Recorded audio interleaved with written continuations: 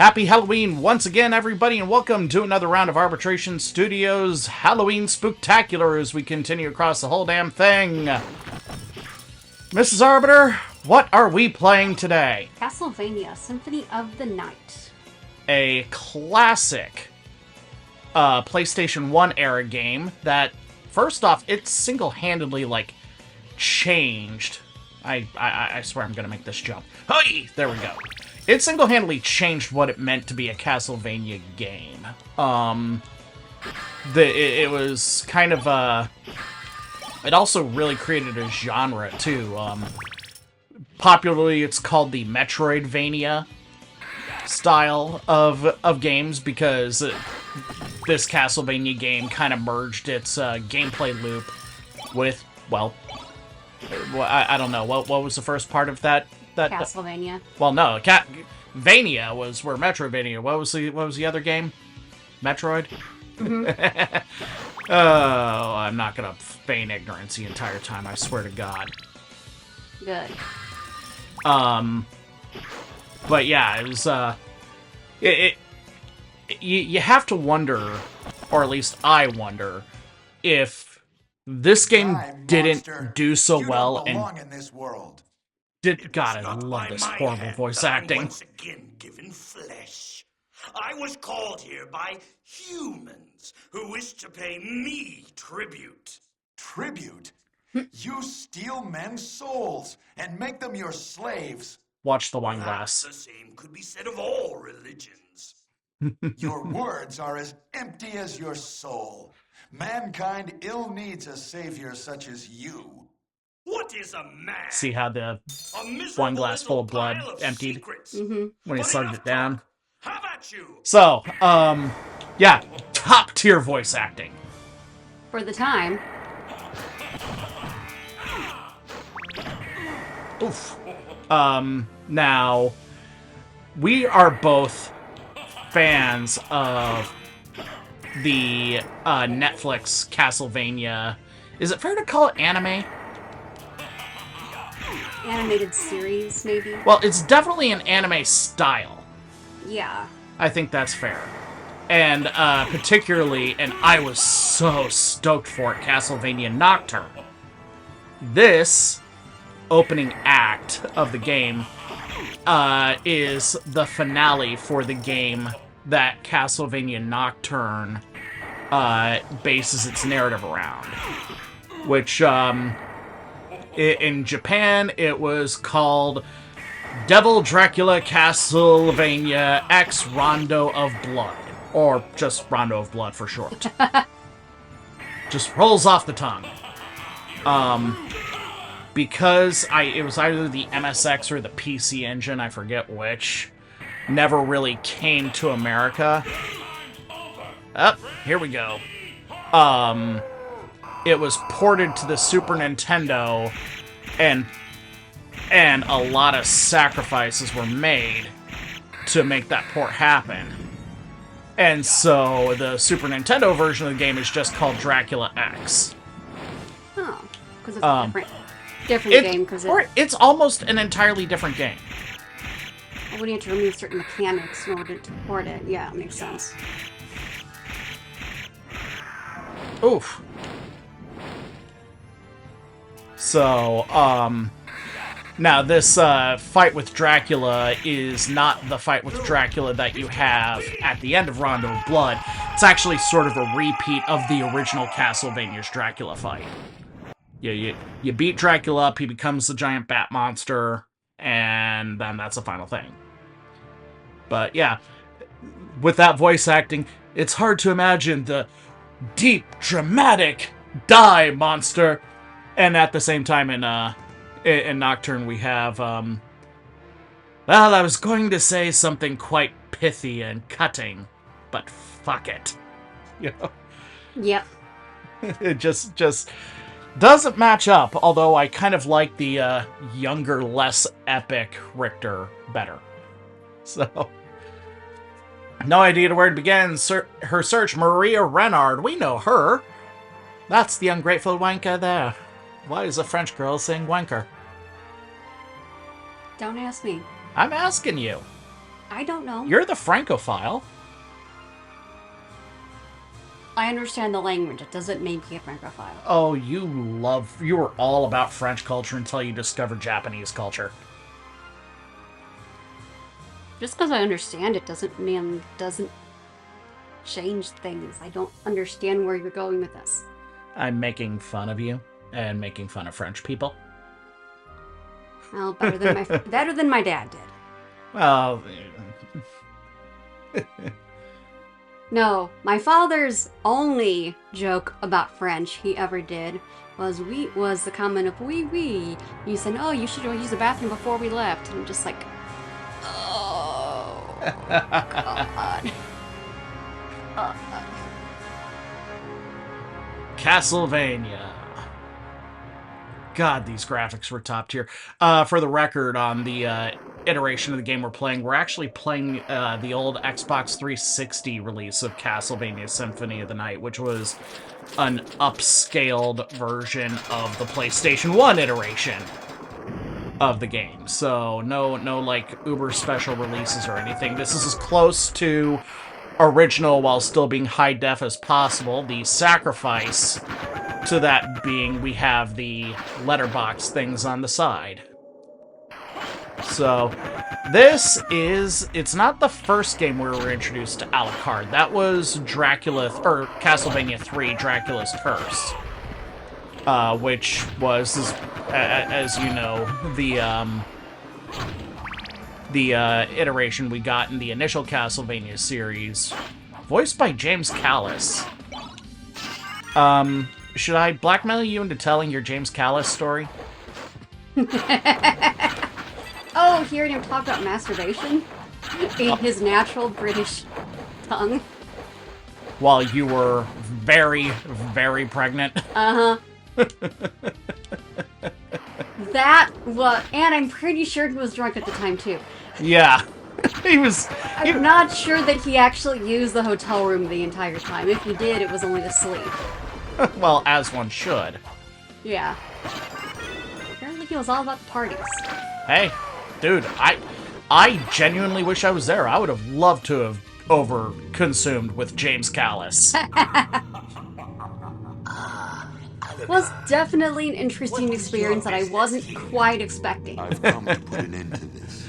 So, which of the characters in the first Castlevania anime was your favorite? Return to our side, but I demand you cease. Hard to say. They're all kind of likable, but I want to say Alucard is in the top tier. Uh-huh. Oh! He stole my stuff! What is this, a video game? Give me a taste of power and then strip it all away? Of course. Teach you what it feels to have everything and then tell you to find it all. I've got nothing. I've got a little neutron bomb. I've got no relics. I'm gonna go full Joe Biden. This is malarkey.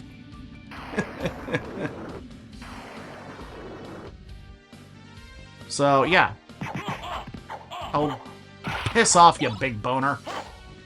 So, we got a short sword. I'm gonna keep doing that. So we got a short sword. It is a common short sword. It is also very short, because look at that. Yeah. No reach. I was wielding this rockin' flaming blue thing.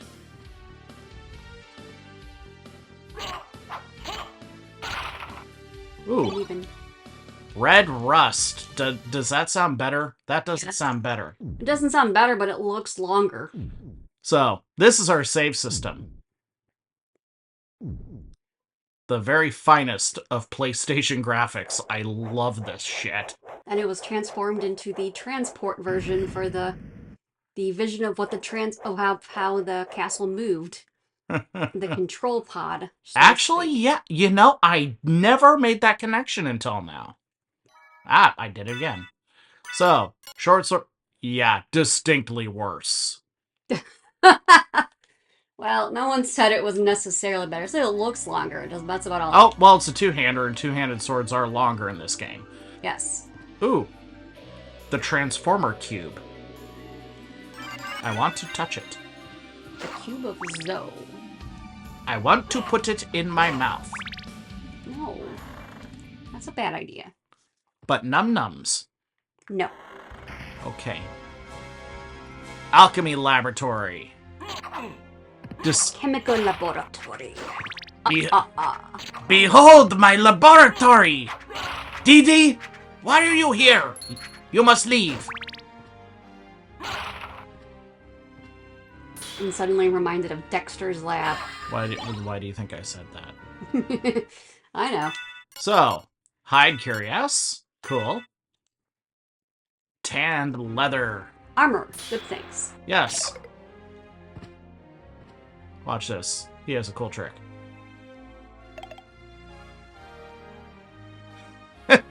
Rebuilds. Yep. Yep. The multicolored skeletons, ouch, will rebuild themselves. And now we've got a leather shield. I'm gonna keep doing that.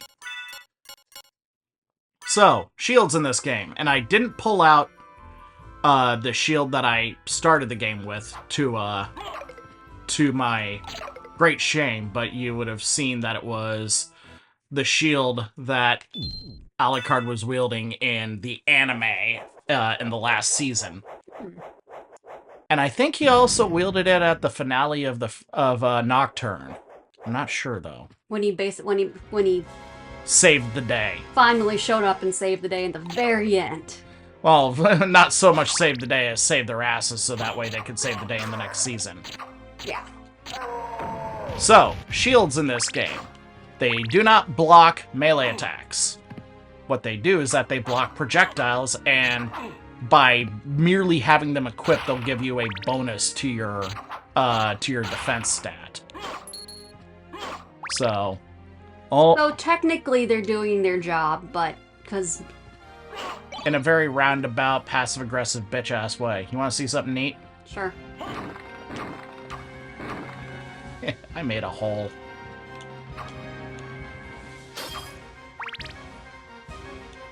Whee! Life up. Yay. There is no reason I should have known that was there. But I've played this game so many times, I can't pretend. You can't not remember it. Yep. So, You know the secrets. I know the secrets. The secrets and the stuffs. I mean, case in point. Mm-hmm. Do you want to see a magic trick? Sure.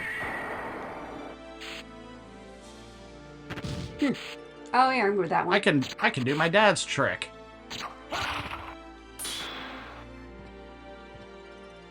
Boink. Another magic trick. Ha! Ha ha! Yeah! Yeah!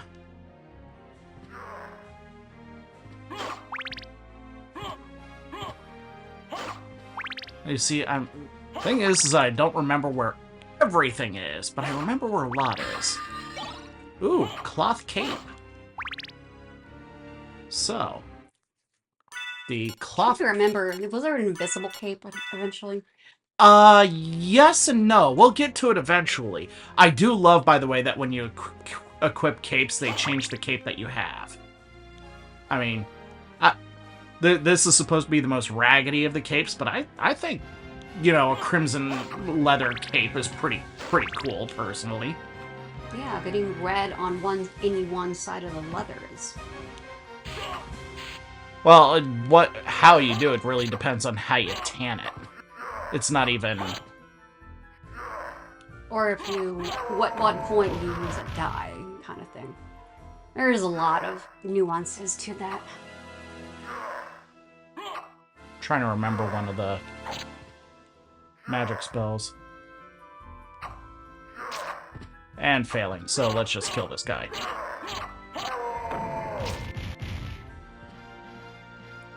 Alright. Whee! Boink. I forget. Nope, no hole down there. Just bats. Just bats. with acid back guano. It's not a bat, it's a skeleton of some type. But it's like what happens when you just, like, cobble bones together. You know what? So it's like a homuncular. Oh, hey, yeah, we want it. Only a very undead homuncular. Like a bone golem?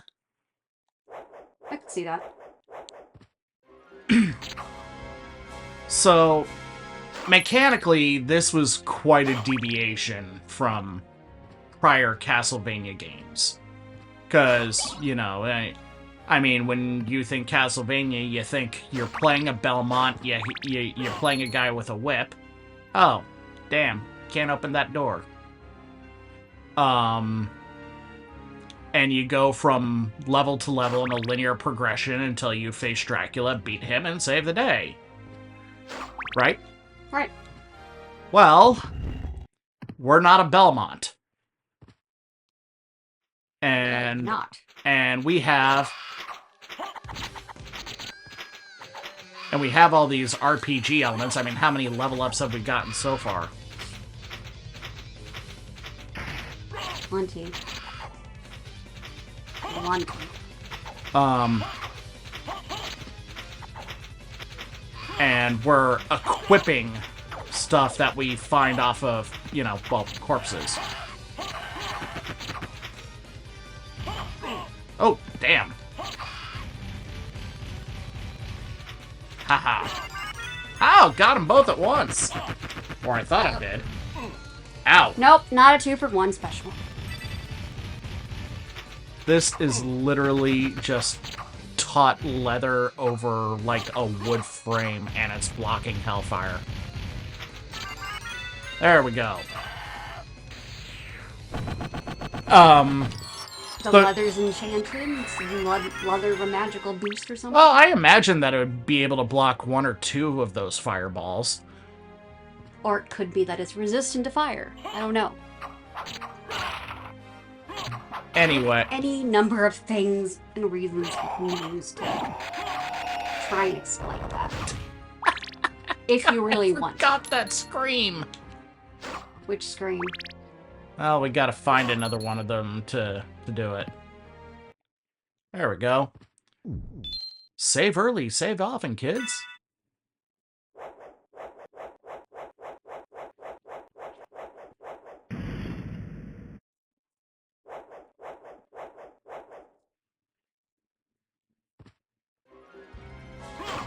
So, yeah, the point that I was trying to make earlier about the deviation... Here we go. About the deviation from formula is that it's a small miracle when you think about it, how this game succeeded.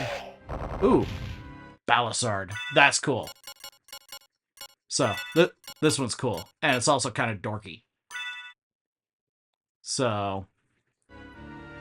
You know how I was swinging the basic short sword? Yeah. This is...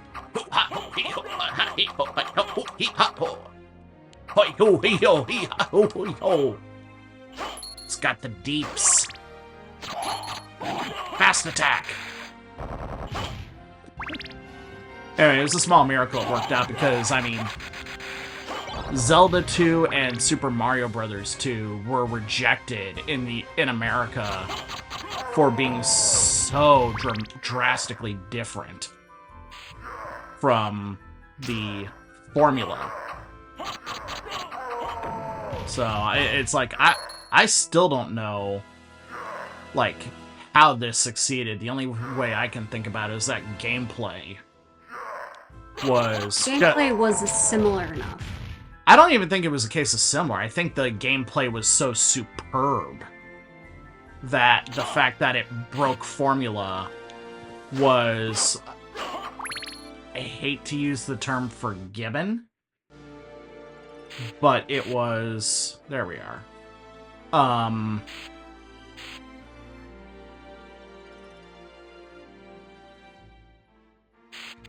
Forgivable. Or something. Or something. I realized I went the wrong way from where I intended. Ooh, potion.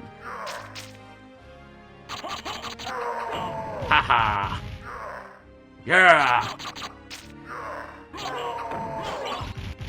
I could spam over and over again those axe armor guys until they dropped their armor. It's like a 0.1% chance. Holy water. Old reliable. If you don't miss. If I don't miss.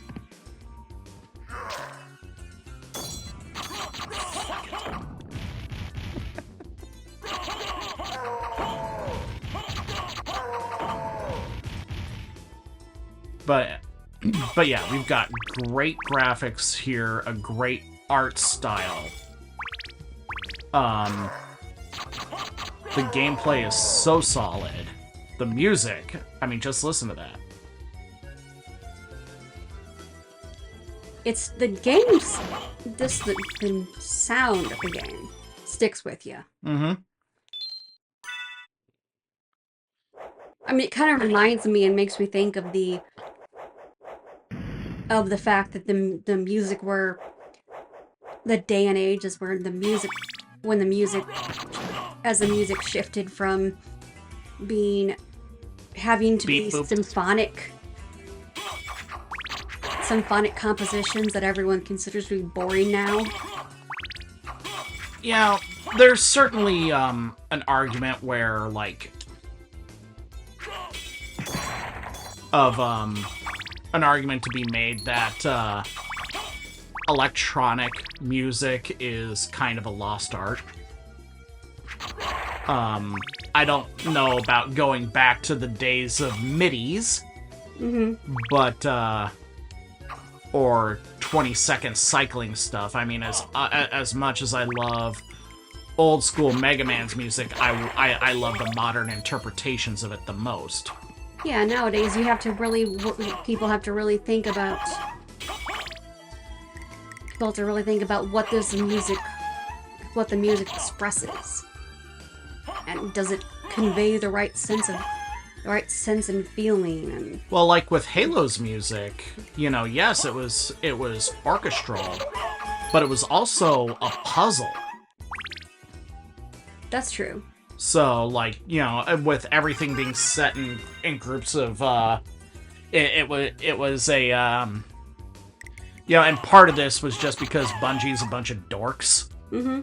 And so they set everything to a 7-beat, key, I think is... No, it's not key. Measure. A 7-beat measure. Still 7 beats per minute instead of the traditional 4. 4 or 6 or 8, yeah. I mean, hell, having an odd-numbered measure is just unheard of in music. But if you pay attention to Halo's music, you and you're a music nerd, and I know that you are. To some extent. Granted, from a vocal perspective. Haha! And that's why I call Holy Water Old Reliable. But if you listen to it, really listen and dissect it, you'll find that 7-point beat. That whole do-do-do-do-do. Yeah. Mm-hmm. Yep. So. Almost makes me see the sheet music for it, but... Well, you can find it. Oh, I know you can. Martin O'Donnell, the composer's YouTube page,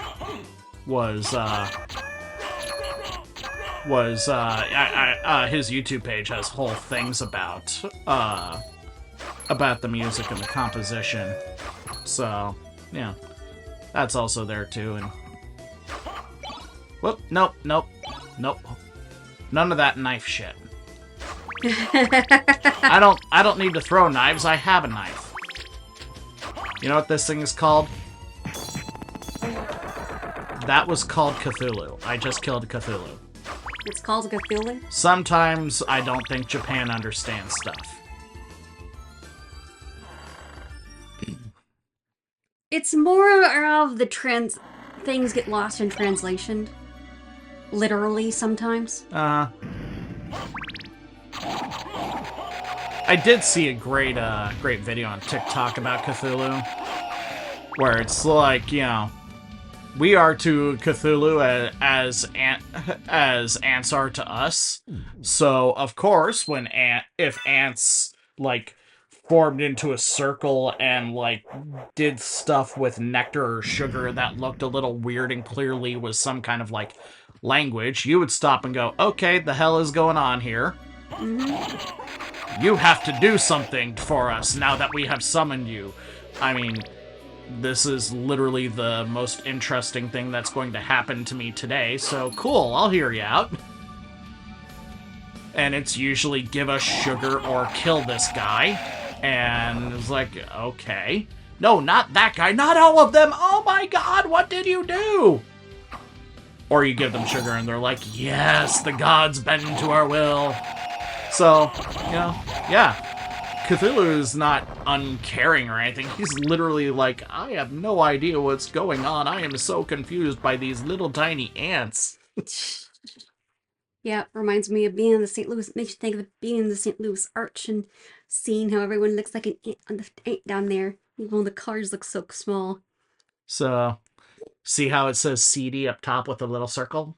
Uh-huh. Because this game was on a CD-ROM. Ooh! There's another cool thing, too.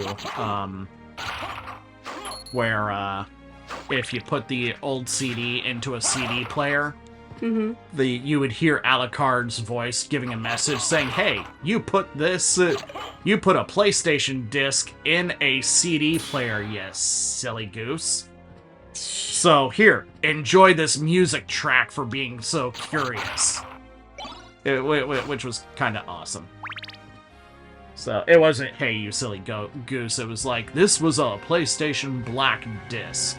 To play this game, please put it into a PlayStation console. Until then, enjoy this. And then, you know, like Vampire Killer would play. Or something. I don't remember what the track was.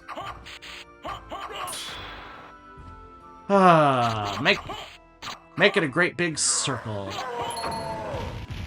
There's some hidden meaning there, I think. Possibly. Not really. I said possibly. I took a wrong turn. Oh. So that You were being silly. Got it. I was being a silly goose. Silly goose. Silly Gosling. Bonk. Bonk. Oh, crap. That could have been bad.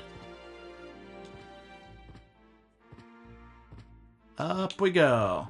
Now, the good thing is, the bosses stay dead. I don't have to kill them again. Yay! Which is both awesome and a shame. It's awesome because, oh, hey, no more high-stakes encounters with, you know, Gargoyle and Needleneck. But at the same time, like, what if I want a high-stakes encounter with a Gargoyle and a Needleneck?